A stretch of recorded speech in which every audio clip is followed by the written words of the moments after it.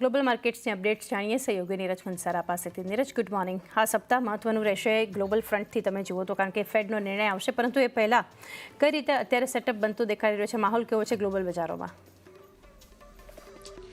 જી good morning. તમે સાચું કહ્યું, આ અઠવાડિયે આપણને જે એક મોટી ઇવેન્ટ આવવાની છે, એ મોટી ઇવેન્ટના પગલે કયા પ્રકારનું બજાર આપણને રિએક્ટ કરતું દેખાય છે એના પર એક બહુ મહત્વનો ફોકસ રહેશે। પરંતુ સૌથી પહેલાં એક શુક્રવારના યુએસ માર્કેટના કારોબાર પર નજર કરી લો। ત્યાં આગળ તમને એક સારી એવી તેજી જોવા મળી હતી। જુઓ, નાસ્ડેક તમને લગભગ 65%, તો ડાઉ જોન્સ લગભગ 0.5% અને S&P 500માં પણ 0.5%ની એક ખાસ તમને તેજી જોવા મળી હતી। અને હવે અહીંયાથી 18 સપ્ટેમ્બર એટલે કે આ અઠવાડિયે જે ફેડની બેઠકનો નિર્ણય આવશે, એમાં કેટલો વ્યાજદર કાપ આવે છે એના પર હવે બજારની આગળની ચાલનો ખાસ કરીને દારોમદાર રહેવાની પૂરેપૂરી સંભાવના છે। કારણ કે જો આ બધાની વચ્ચે જ્યારે આપણે છેલ્લા 1-2 મહિનાથી જ્યારથી આપણે વ્યાજદર કાપની વાતો કરી રહ્યા છીએ, ત્યારથી ઘણા બધા રિસર્ચ આવી રહ્યા છે, ઘણા બધા લોકોના મત આવી રહ્યા છે, અને એમાંથી ખાસ કરીને હવે 59% લોકો એવા છે કે જે લોકો માનીને ચાલી રહ્યા છે કે આવનારા સમયમાં અહીંયાથી હવે જે વ્યાજદર કાપ છે 0.5% જેટલો થઈ શકે છે, જ્યારે માત્ર 41% લોકો એવું માની રહ્યા છે કે અત્યારે આપણને 5% જેટલો વ્યાજદર કાપ આવતો જોવા મળે છે। હવે જુઓ, ગયા અઠવાડિયા સુધી આપણે જે પણ આંકડા આ પ્રકારના જોતા હતા, એમાં 5%ના વ્યાજદર કાપના પક્ષમાં લોકો વધારે હતા। આવું એટલા માટે થયું છે કારણ કે ગયા અઠવાડિયે જે આપણને યુએસના CPI અને PPI બંનેના આંકડા આવતા દેખાયા છે, એને પગલે અહીંયાથી આપણને હવે 0.5% વ્યાજદર કાપની અપેક્ષાઓ ખાસ કરીને અહીંયાથી વધતી જોવા મળી રહી છે। એટલે એના પર એક ખાસ ધ્યાન રાખજો। આ બધાની વચ્ચે ગયા સપ્તાહે જો બજાર આપણને જોરદાર તેજી બતાવતું જોવા મળ્યું। ભારતીય બજારમાં તો આપણને માત્ર જે 1.5 કલાકનું એક ટ્રેડિંગ સેશન હતું એને કારણે તેજી જોવા મળી, પરંતુ અમેરિકાના બજાર પર શુક્રવારે ગયા અઠવાડિયે સારું એવું પ્રદર્શન કર્યું છે। જુઓ, નાસ્ડેક લગભગ 6% જેટલું વધ્યું છે, S&P 500માં 4%નો વધારો છે, અને ખાસ કરીને એમનો જે મિડ કેપ સ્મોલ કેપનો જે રસેલ છે, રસેલ 2000, એ પણ 4.5% જેટલો આપણને વધતો દેખાયો છે। એટલે એક સારી એવી તેજી અહીંયાથી આવતી જોવા મળી છે। હવે ખાસ કરીને અહીંયાથી અમેરિકાના બજાર પર જે વિવિધ મતો આવી રહ્યા છે, એમાંથી ડોઇશ બેંકનો પણ હવે મત આવતો જોવા મળ્યો છે।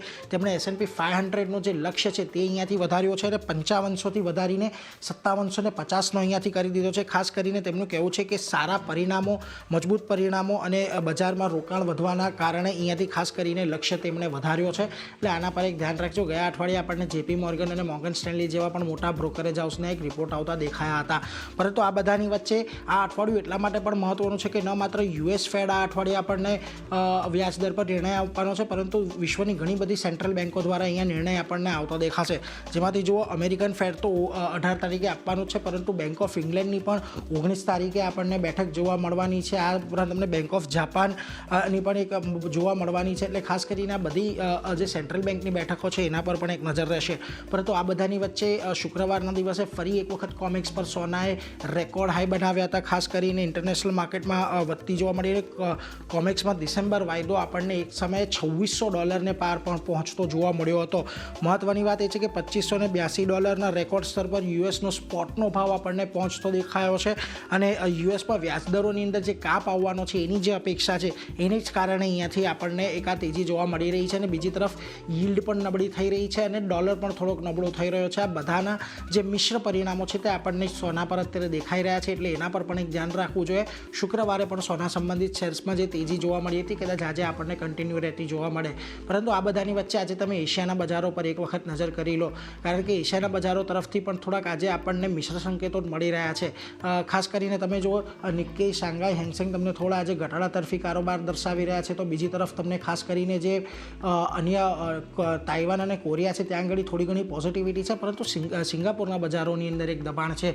હવે ગુરુવારે એક નવા શિખર બનાવ્યા બાદ આપણને શુક્રવારે થોડો કન્સોલિડેશનનો માહોલ ગિફ્ટ નિફ્ટીની અંદર જોવા મળ્યો હતો। એટલે જુઓ, નિફ્ટી ફ્યુચર્સ છે જે 25372 પર ક્લોઝ થયું હતું, અને અત્યારે ગિફ્ટ નિફ્ટી આપણને 25442ના સંકેત આપી રહ્યું છે। એટલે એક સારી એવી 71 પોઈન્ટની તેજી સાથેની શરૂઆત થાય એવી અત્યારે તો લાગી રહ્યું છે। પરંતુ ખાસ વાત અહીંયાથી એ રહેશે કે નવા શિખર બનાવ્યા બાદ નિફ્ટી ઉપર ટકે છે કે નહીં, કારણ કે એ જ વસ્તુ આપણે ગુરુવારે પણ જોઈએ, શુક્રવારે પણ જોઈએ કે ઉપરના લેવલ પર જે ક્લોઝિંગ આવવું જોઈએ એ નથી આવતું। એટલે આજે અહીંયા એક નવા શિખર બનવાના તો સંકેત ગિફ્ટ નિફ્ટી આપી રહ્યું છે, પરંતુ મહત્વની વાત ચાંદની અહીંયાથી એ રહેશે કે ત્યાં આગળ બજાર ટકી શકે છે કે નહીં। જી, તો આ સેટઅપ આજે